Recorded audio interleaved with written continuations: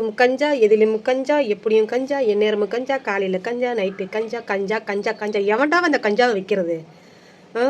ட்ரெயினில் போயிட்டு இருந்த வட மாநிலத்து நண்பரை ஒரு 17 வயசு பசங்க கஞ்சாவை குடிச்சிட்டு சரமாரி அந்த பையனை வெட்டி போட்டிருக்காங்க. அவங்க பெற்றவங்க என்ன பாடுபடுவாங்க? இந்த கஞ்சா குடிக்கிற பசங்கக்கிட்ட பெற்றவங்க பல பேர் சொல்கிறாங்க தான், அப்பா கஞ்சாலாம் குடிக்காதப்பா.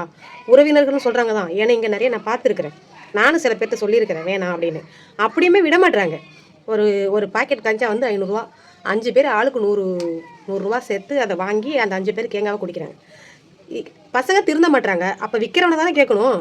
எங்கேயாவது லோக்கலில் யாராவது சரி கஷ்டப்படுறேன்னு சொல்லிட்டு ஏதாவது சரக்கு வாங்கி வந்து விற்றா போதும், அப்படியே படப்படையாக வரும் போலீஸ்காரங்க.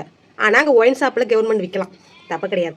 ஆனால் யாராவது வீட்டில் விற்றா தப்பு. அதே கஞ்சாவை மேலே அதிகாரிங்க எல்லாரும் விற்கலாம், தப்பு கிடையாது. இதை யாராவது ஊருக்குள்ளே விற்றா அவங்கள மட்டும், ஏன்னா ஏழைங்க இல்லை, அவங்களுக்கு ஒட்டுன்னே தூக்கி உள்ளே வச்சுருவீங்க.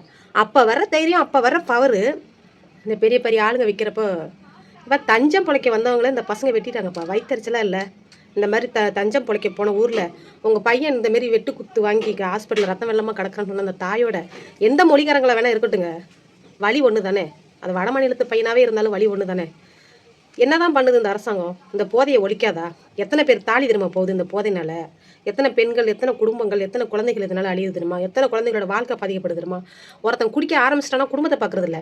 கொண்டாடி தாலியை வித்துறான், வீட்டில் இருக்கிற அண்டா குண்டா அடுப்பு மிக்சி பூச்சிக்கு வச்சிருக்க விளக்கு தாம்பூலம் வெங்கல சாமான் எல்லாத்தையும் கொண்டு போய் வித்துறான். அவன் குடியில் ஆரம்பிச்சிட்டானா அவ்வளோதான். அதுக்கப்புறம் இந்த குடும்பம் நாசமாக போச்சு.